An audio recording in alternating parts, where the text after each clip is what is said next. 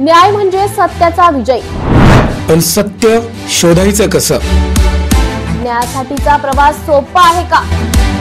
तुमच्या हक्कांची संपूर्ण माहिती आहे का? कायद्याचे गूढ उलगडणार, सत्य समजावून सांगणार तज्ञ वकील। महत्त्वाच्या कायद्यांपासून ते गुंतागुंतींच्या प्रकरणांपर्यंत स्पष्ट उत्तर, ठोस मार्गदर्शन। एक व्यासपीठ जिथे प्रत्येक प्रश्नाला मिळेल योग्य उत्तर। लवकरच येत आहे कायद्याचा नवा कट्टा, फक्त BBS न्यूज नेटवर्क 24 तासवर, जिथे प्रत्येक शब्दाला असतो न्यायाचा आधार।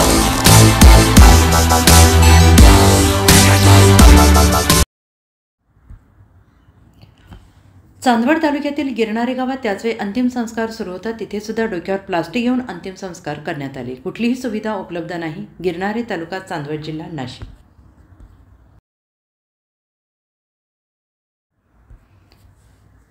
धुळे, रवींद्र कढरे। भारतीय जनता पक्षात अनेक जण जात आहेत, यापुढेही जात राहतील। सद्यस्थितीत आता भाजपाला नेतृत्वाची नाही तर हुजरेगिरी करणाऱ्यांची आवश्यकता आहे। ज्यांना नेतृत्व सोपवलं ते आता हुजरेगिरी करतील, अशी खळबळजनक टीका काँग्रेसचे प्रदेश महासचिव तथा धुळे जिल्हा निरीक्षक सचिन सावंत यांनी केली आहे। येथील काँग्रेस भवनात शहर आणि जिल्हाध्यक्षपदाच्या निवडीसाठी कार्यकर्त्यांची आढावा बैठक झाली आणि त्यावेळी सावंत बोलत होते। व्यासपीठावर खासदार डॉक्टर शोभा बच्छाव, दिनेश बच्छाव, माजी खासदार बापू चौरे, रमेश श्रीखंडे, पितांबर महाले, भाई नगराळी, साबिर शेख, आलोक रघुवंशी, मुजफ्फर हुसेन, डॉक्टर दरबारसिंग गिरासे, भानुदास गांगुर्डे, वसंत सूर्यवंशी, महेश घोगे, प्रमोद सिसोदे, पप्पू साहानी, प्राध्यापक जसपाल सिसोदिया, गोपाल अन्सारी, वलवाडीचे छोटू चौधरी, रणजित पावरा, वानुबाई शिरसाट यांच्यासह अन्य पदाधिकारी कार्यकर्ते उपस्थित होते। सावंत यांनी म्हटलं आहे की आज या सभागृहात उपस्थित आहेत ते खरोखरच निष्ठावंत आहेत। काँग्रेस पक्ष कधी कोसळणार नाही, तो आपल्या विचारांवर ठाम आहे। विचारांची लढाई लढली जात आहे, हीच लढाई आता कायम राहील असा विश्वास आहे। महात्मा गांधी यांच्या निधनानंतर त्यांचे विचार आजही कायम आहेत। त्यांना पक्षाने नेतृत्व सोपवले, त्यांनीच पक्ष सोडला।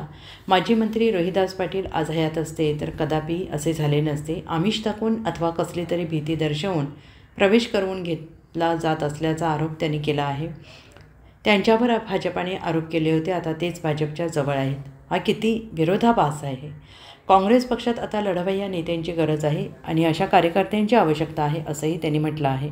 शहर आणि जिल्हाध्यक्षपद ही योग्य पद्धतीनं केली जाईल असा विश्वास त्यांनी व्यक्त केला आहे।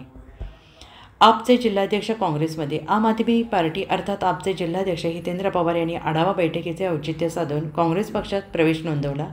पक्ष निरीक्षक सचिन सावंत, खासदार डॉक्टर शोभा बच्छाव, अन्य पदाधिकाऱ्यांनी हितेंद्र पवार यांचे काँग्रेसमध्ये स्वागत केले। प्रवेश नोंदवल्यावर पवार यांनी मनोगत व्यक्त केले। ज्यांनी काँग्रेस पक्षाचे 2 गट केले त्यांनीच पक्ष सोडला। पक्षात गटबाजी नसावी, आगामी काळात काँग्रेसला चांगला चेहरा द्यावा अशी अपेक्षा त्यांनी व्यक्त केली।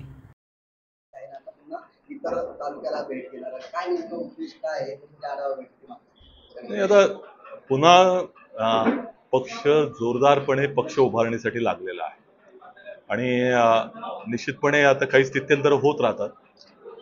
जर दाजी अस्तित्वात असते तर ते झाले नसतं अशा तऱ्हेनं, परंतु हा वैचारिक संघर्षामध्ये काँग्रेसच्या शुद्धीकरणाची मोहीम ही भारतीय जनता पक्षानेच हाती घेतलेली आहे आणि त्यामुळे जे आता आमचे काँग्रेसच्या विचारांचे खंदे कार्यकर्ते या ठिकाणी आहेत, पक्षाची विचाराची जी कास आहे ती घेऊन चाललेले आहे, पक्षाचा झेंडा घेऊन चाललेले आहे। ते 24 कॅरेट सोनं आता ठिकाणी राहिलेलं आहे आणि त्यांच्याबरोबर 24 कॅरेट संघटनच त्या ठिकाणी तयार होईल आणि निश्चितपणे धुळेमध्ये, धुळे लोकसभा नाही धुळे जिल्ह्यामध्ये काँग्रेस पुन्हा वैभवाचे दिवस या ठिकाणी निर्माण करू इच्छिते आहे आणि त्याची सुरुवात आज या आढावा बैठकीतनं झालेली आहे। आता नेतृत्व धुळ्याच्या जनतेनं काँग्रेसकडे दिलेलं आहे। काँग्रेसचा खासदार या ठिकाणी निवडून आलेले आहे आणि त्यामुळे पुन्हा संघटनेमध्ये सगळीकडे सगळ्या विधानसभा मतदारसंघामध्ये काँग्रेसचा झेंडा लागेल अशाच तऱ्हेची व्यूहरचना आम्ही करणार आहोत। एकीकडे कुणाल सारखा दिग्गज नेता बाहेर पडलेला असताना कोणत्या आधारावर तुम्ही आता या पद्धतीचं वक्तव्य? काँग्रेस ही नेत्यांच्या जीवावर चालणारं संघटन नाही, ते कार्यकर्त्यांच्या जीवावर चालतं आणि त्यामुळे गेल्या 11 वर्षामध्ये तुम्ही जर पाहिलं, दुर्दैवानं ज्या देशामधली लोकशाही इतकी त्याचा स्तर कमी करण्याचं काम भारतीय जनता पक्षाने केलं की ज्यांनी हरवलं निवडणुकीमध्ये त्यांच्या बाजूला काय बसण्याचं कारण काय? त्याच्यामध्ये राजकीय महत्वाकांक्षा तर नाहीये. ती राजकीय अपरिहार्यता जी आहे ती त्यातनं दिसते. आणि भारतीय जनता पक्ष हा विरोधकांना किती संपवण्यासाठी विरोधकच उरू नये यासाठी जो प्रयत्नशील आहे ते यातनं दिसते. त्यामुळे भाजपचा लोकशाहीवरचं आक्रमण हे किती मोठं आहे हे यातनं दिसून येतं. राज्याध्यक्ष नाही, आता तर जवळपास अनेक कार्यकर्ते आणि अनेक पदाधिकाऱ्यांनी राजीनामे न देता तिकडे विजिटला गेले. आता याच्याकडे कसे बघता? कारण इकडे कोणीतरी पण आता याच्यासाठीच ही प्रक्रिया आता सुरू करण्यात आलेली आहे. इथं जिल्हाध्यक्ष असेल किंवा इतर सगळ्या नेमणुका या लवकरच होताना तुम्हाला दिसतील. आणि मी जसं मगाशी म्हणालो हे 24 कॅरेट सोनं आता राहिलेलं आहे. नदीचं शुद्धीकरण चाललेलं आहे काँग्रेसचं. त्यामुळे मला असं वाटतं की भारतीय जनता पक्षामध्ये जो चाललाय तो गाळ चाललेला आहे. ज्यांना विचारांची कास देखील त्यांच्या विचारांचे देखील लोक नाही आहेत, पण तो त्यांना विरोधक संपवायचे. त्यामुळे लोकशाही वाचवण्यासाठी पुन्हा जर खऱ्या अर्थानं हा लढा उभारायचा असेल तर खऱ्या विचारांच्या कार्यकर्त्यांची गरज आहे आणि त्या विचाराचा कार्यकर्ता आमच्याकडे आहे. आणि निश्चितपणे हे जे महाराष्ट्रामध्ये तुम्ही जर राजकारण पाहिलं, ज्यांच्यावरती आरोप केले गेले, ज्यांच्यावरती चौकशा लावल्या गेल्या तेच आता भारतीय जनता पक्षामध्ये दिसत आहेत, त्यांच्या बाजूला दिसत आहेत. हे महायुतीचं सरकार महाभ्रष्ट सरकार आहे. कारण इतर पक्षामध्ये सगळे भ्रष्टाचारी ज्यांनी भाजपने आरोप केले ते सगळे त्यांच्या बरोबर आहेत. त्यामुळे ह्याचा जर विरोध करायचा असेल तर निश्चितपणे जनतेला काँग्रेसशिवाय पर्याय नाही आणि काँग्रेसला मजबूत केल्याशिवाय दुसरा पर्याय आता जनतेसमोर नाहीये. नाशिककरांसाठी जाहीर आवाहन. पावसाळ्यात अतिसार, गॅस्ट्रो, कॉलरा यांसारखे दूषित पाण्यामुळे होणारे आजार होऊ नयेत म्हणून उघड्यावरील अन्नपदार्थ व कापलेली फळे खाऊ नका. पिण्याचे पाणी गाळून 10 मिनिटे उकळून प्या. जेवणापूर्वी व बाळास भरवण्यापूर्वी हात स्वच्छ धुवा. ताक, शहाळ्याचे पाणी, डाळीचे पाणी भरपूर प्रमाणात प्या आणि ताज्या अन्नपदार्थांचे सेवन करा. रोगाची लागण झाल्यास त्वरित डॉक्टरांचा सल्ला घ्या. स्वच्छता पाळा, रोग टाळा. सार्वजनिक आरोग्य विभाग, मनपा नाशिक द्वारे जनहितार्थ प्रसारित. नाशिक.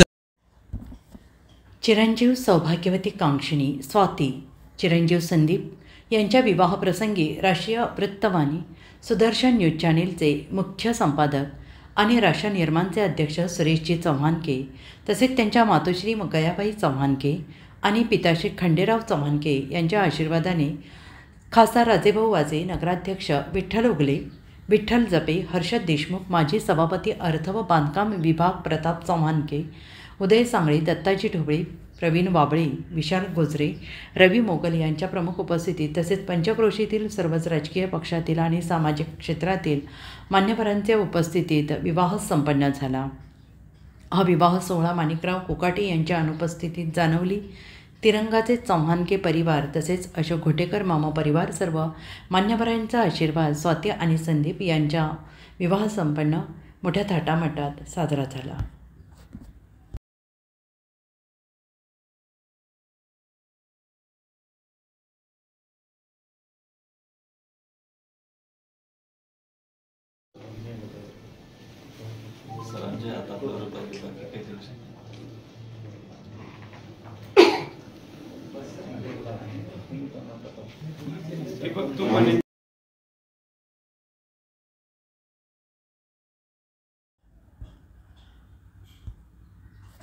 छत्रपती शिवाजी महाराज सेंट्रल पार्क लवकरच नाशिककरांच्या सेवेत. 80 ते 90% काम पूर्ण. नवीन सिडको परिसरातील नागरिकांसाठी एक अत्यंत आनंददायी बातमी. छत्रपती शिवाजी महाराज उद्यान सेंट्रल पार्क या भव्य आणि आधुनिक सुविधांनी सुसज्ज असलेल्या प्रकल्पाचे 80 ते 90% काम पूर्ण झाले असून येत्या काही दिवसात हे उद्यान सर्वसामान्यांसाठी खुले करण्यात येणार आहे. हा प्रकल्प आमदार सीमाताई हिरे आणि महेश हिरे यांच्या विशेष प्रयत्नातून साकारत असून त्यांच्या दूरदृष्टीने आणि सक्रिय सहभागामुळे नवीन सिडकोसारख्या वेगाने वाढणाऱ्या भागाला एक सुंदर हरित फुफ्फुस लाभणार आहे. या प्रकल्पाचे काम श्री योगायोग सर्व्हिसेसचे गोकुळ पाटील यांच्या मार्गदर्शनाखाली वेगात सुरू आहे. उद्यानाच्या सौंदर्यात भर टाकण्यासाठी राजस्थानहून खास स्टोनवर्क गझिबो मागवण्यात आलेले आहे. हे गझिबो नाशिकमध्ये दुर्मिळ असलेले अद्वितीय आर्किटेक्चर असणार आहे. उद्यानात लहान मुलांसाठी खेळण्याचे आकर्षक साहित्य, सिनियर सिटिझनसाठी चालण्याच्या पायवाटा, योगा आणि मेडिटेशनसाठी ओपन स्पेस तसेच प्राकृतिक हिरवाईने नटलेले रचना तत्त्वज्ञान ठेवण्यात आलं आहे.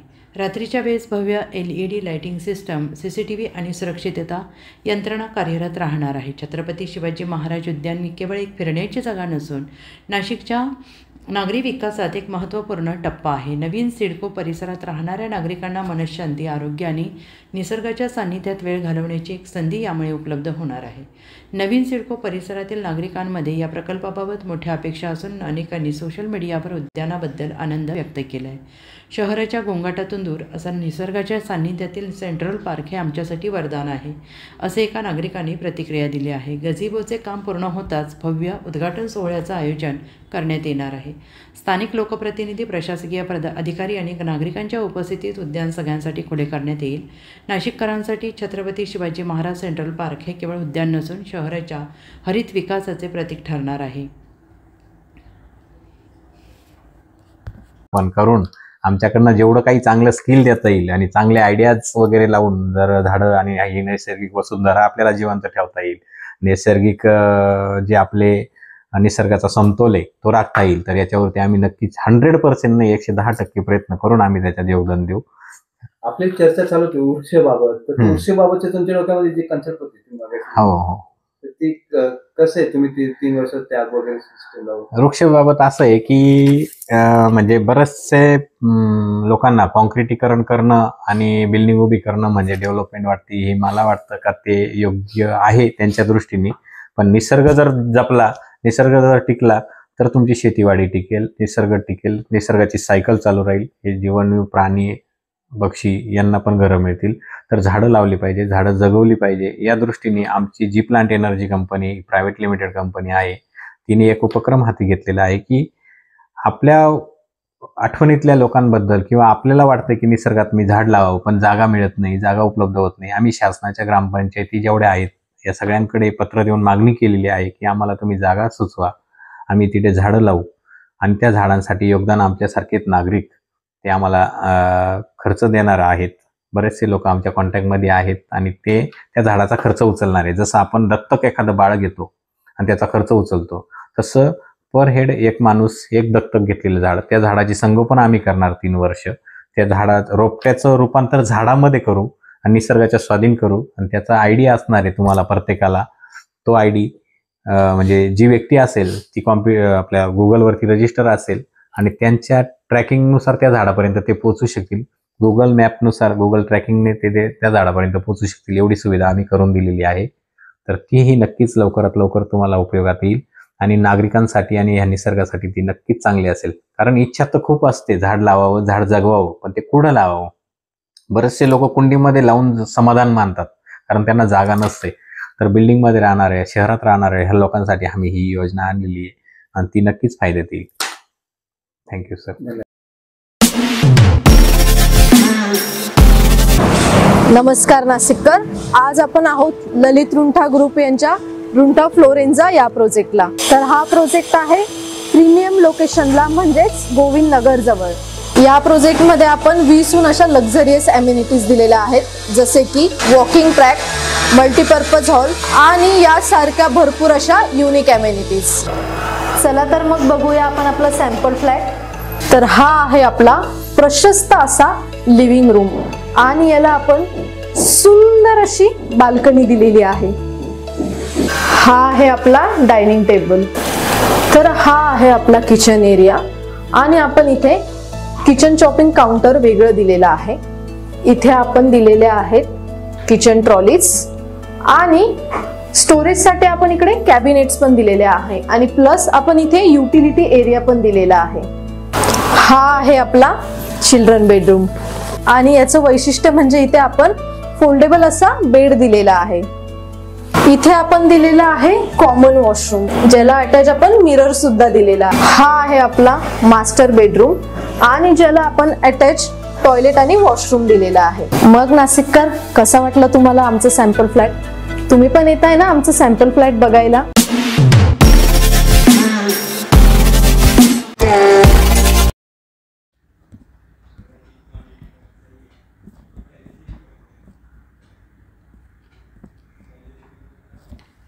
नांदेड जिल्हा पोलीस प्रशासनाच्या वतीनं निर्भया मॅरेथॉन संपन्न. हिंदुस्तान पेट्रोलियम यांच्या संयुक्त विद्यमाने नांदेड जिल्हा पोलीस प्रशासन आणि नांदेड जिल्हा पेट्रोल पंपाच्या 4थ्या वर्धापन दिनानिमित्त निर्भया मॅरेथॉन संपन्न झाली असून या मॅरेथॉनला जिल्ह्याचे पोलीस अधीक्षक यांनी हिरवी झेंडी दाखवत मॅरेथॉनला सुरुवात केली। त्यानंतर विजयी उमेदवारांना पुरस्कार वितरण सोहळा संपन्न झाला। या मॅरेथॉनमध्ये नांदेड शहरातील अनेक विद्यार्थ्यांनी सहभाग नोंदवला। ही मॅरेथॉन नांदेड पोलीस पेट्रोल पंपापासून पोलीस कवायत मैदानापर्यंत पार पडली। पंढरपूरवरून परतणाऱ्या एसटी बसचा अपघात। पंढरपूरवरून परतणाऱ्या एसटी बसचा आज रात्री 2 वाजता भीषण अपघात झाला आहे। एसटी बस डिवायडरला धडकून पलटली आहे। अपघातात बस क्षतिग्रस्त झालेली आहे। अपघात झाला त्यावेळी बसमध्ये पांडुरंगाच्या दर्शनाहून परतणारे 52 वारकरी होते। MH40Y 5830 क्रमांकाची खामगाव आगाराची बस पंढरपूरवरून येत होती। रात्री 2 वाजण्याच्या सुमारास मेहकर फाटा ते चिखली दरम्यान असणाऱ्या महाबीज कार्यालयासमोर बस डिवायडरला धडकली। या धडकेनंतर बस रस्त्यात पलटली। अपघातात बसच्या समोरील भागाचं मोठं नुकसान झालं। सुदैवाने अपघातात जीवितहानी झाली नाही, मात्र 10 ते 15 वारकरी जखमी झाले आहेत। त्यातील काहींना चिखली तर काहींना बुलढाणा रुग्णालयात हलवण्यात आलेलं आहे। चिखली पोलिसांनी घटनास्थळी दाखल घेत वाहतूक सुरळीत केली आहे।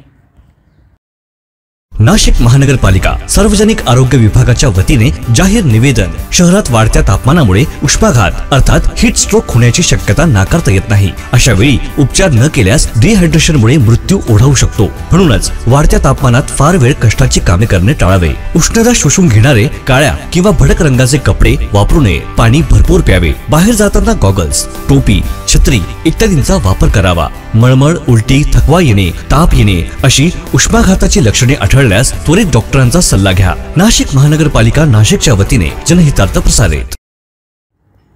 नाशिक जिल्ह्यातील इगतपुरी त्र्यंबकेश्वर तालुक्यात संततधार पाऊस सुरू असल्याने गंगापूर दारणा धरणातून पाण्याचा विसर्ग करण्यात येत आहे। हे पुराचे पाणी निफाड तालुक्यातील चांदोरी येथे गोदावरी नदीपात्राबाहेर आल्याने खंडेराव महाराज मंदिराला पाण्याचा वेढा पडल्याचे चित्र पाहायला मिळत आहे। गोदावरी नदीकाठी न जाण्याचा प्रशासनाच्या वतीने इशारा देण्यात आला आहे। मराठी माणसांसाठी भांडणारे नेते एकत्र आले आहेत। महेश सावंत। 2 वाघ रस्त्यावर उतरले आहेत। मराठी माणसांसाठी भांडणारे नेते एकत्र आलेत। आशिष शेलार देखील मराठी आहेत अशी तुलना ते करत असतील, त्यांचीही तुलना त्यांच्या पद्धतीने करावी लागेल। नेते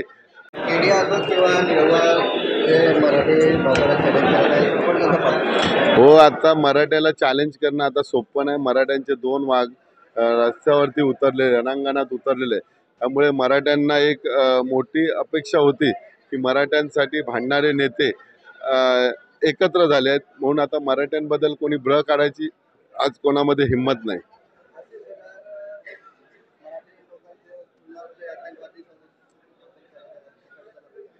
आशिष शेलार सुद्धा मराठीच आहेत ना, मग तेच अशी तुलना करत असेल तर त्यांची सुद्धा तुलना अशीच करावी लागेल आम्हाला। नाशिक महानगरपालिकेच्या सार्वजनिक आरोग्य विभागाच्या वतीने जाहीर आवाहन। गुइलेन बॅरे सिंड्रोम अर्थात GBS ला घाबरू नका, पण दक्षता घ्या। पाणी उकळून प्या। स्वच्छ आणि ताजे अन्न सेवन करा। शिजलेले व न शिजलेले अन्न एकत्रित ठेवू नका। लक्षात ठेवा, अचानक पायात किंवा हातात कमजोरी किंवा लकवा, चालताना त्रास किंवा अशक्तपणा, बऱ्याच दिवसांपासून डायरिया अशी लक्षणे आढळल्यास त्वरित डॉक्टरांचा सल्ला घ्यावा व तात्काळ उपचार सुरू करावा। सार्वजनिक आरोग्य विभाग मनपा नाशिक द्वारे जनहितार्थ प्रसारित। विधान भवन परिसरात मंत्री प्रताप सरनाईक आणि आमदार जितेंद्र आव्हाड यांची भेट।